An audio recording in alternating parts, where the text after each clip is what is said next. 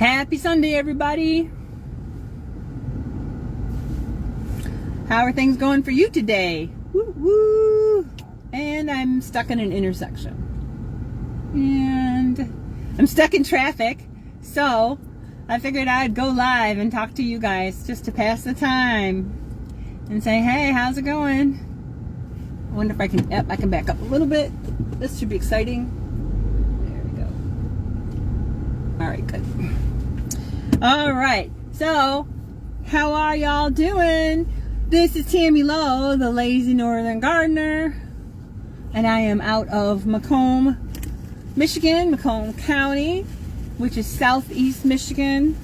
So us Michiganders do this, so I'll do the reverse for you. So this is the lower half of Michigan, and then that's the upper peninsula there. So I live down in this area.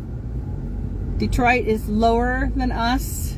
We're a little bit northwest of Detroit. So we're a little bit up further, northwest of Detroit.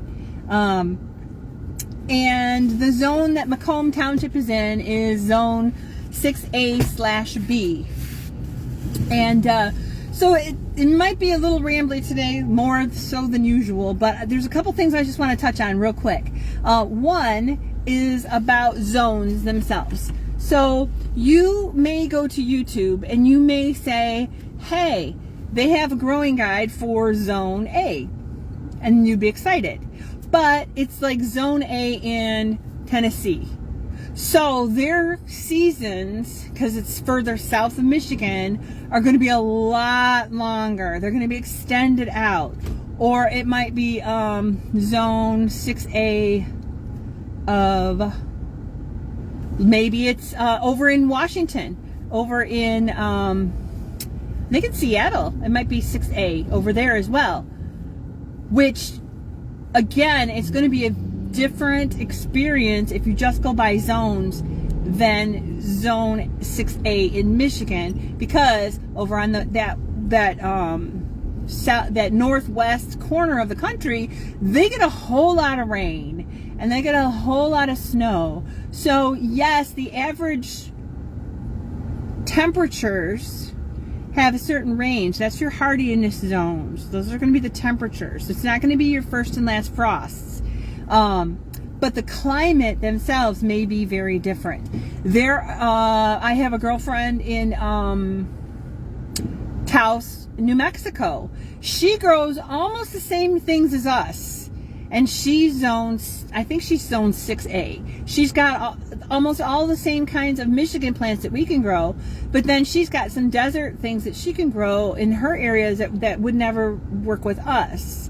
Again, because if you just go by the zone, that's only going to tell you the high and low temperatures, because it's going to be warmer than normal.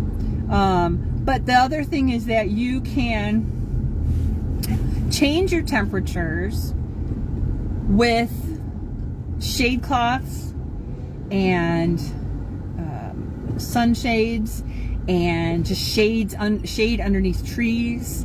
So maybe you're in a really warm zone. I think Florida is like a 9 or a 10, depending on where you live, whether it's inside the peninsula or at the edges where the coast is.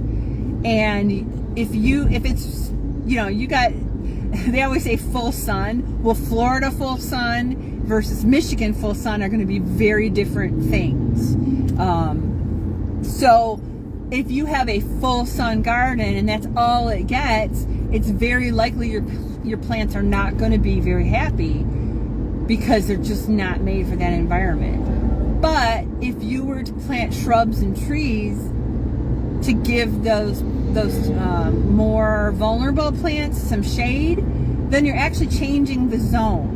You're lowering the temperature and you're making it livable for those particular plants. So those are some things that you can do. You can increase the temperature, which is kind of like you're increasing your zone. They say greenhouses can increase the zone by at least one degree or one number. So if I'm 6A and I use my greenhouse and I use my greenhouse for growing, that actually might end up making it a 7A zone inside the greenhouse. And like I said with Florida, maybe your section is a 10A, and if you use shade cloth, or if you use trees and shrubs, or you plant in like a sheltered area, maybe you're actually lowering that zone, those temperatures, down 1. So from 10, it goes down to 9. So those are some things to think about there. Let's see. Zones. Pruning. Oh, here's a real quick tip. It's not too late to buy annuals. If you want to go buy some annuals, go to the nurseries that are still open. There are still some that are open, and get them. They're on sale. They're doing really, really, really, they're going to be like, I bought, what did I buy the other day? We went to Nature's Eden, my husband and I took him because I wanted him to see the cats. I thought he'd be interested in that. We got ice cream, and then I took him to Nature's Eden. But the kitties were not outside because the people were not outside. So that's okay. Maybe next time we'll see them. But we went to Nature's Eden, and they still had some fruits and vegetables for sale. So I got some zucchini plants that actually were flowering and starting to like vine out, and some muskmelon. Again, they were also flowering, starting to vine out. Now the cells were really small cells, so the plant roots were like totally encapsulated in these cells, and some of the roots were coming out. But you know what? Once I take that home, open the roots up just a little bit, especially when they're flowering already and vining. I don't want to stress them out too much. So I just loosen the roots up a little bit. And once I put them in the ground and start watering them, and what I did with these, because they were just so,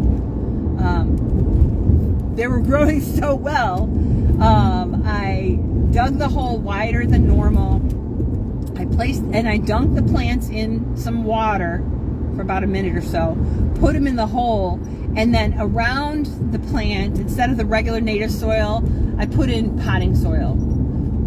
And then I mixed in some native soil in with the potting soil around that section, just to give it a little bit more vitamins, a little bit more of what it's used to and accustomed to, and so it's not so much shock going into the ground. And then watered it well, and I'm just going to water it well every day. And they seem to be taken off already, which is exciting to me. And then I did the same with the zucchini. I actually had pulled out onions, and so I've said before, don't leave bare patches. When you pull something, plant something in there in its place right away. Either a regular plant or a flower or a vegetable, or even if you sprinkle seeds in the soil and water them in real well, do that. Because nature does not like a void. Nature doesn't like a void. Nature doesn't like a vacuum. I don't know if that makes sense. It doesn't like bare ground. It's going to put weeds in there for you. That's just how it's going to do. It's more than happy once all those weed seeds that are in your soil get the light, and they get the heat, and they get the water. So, anyway, don't leave bare soil. Put something there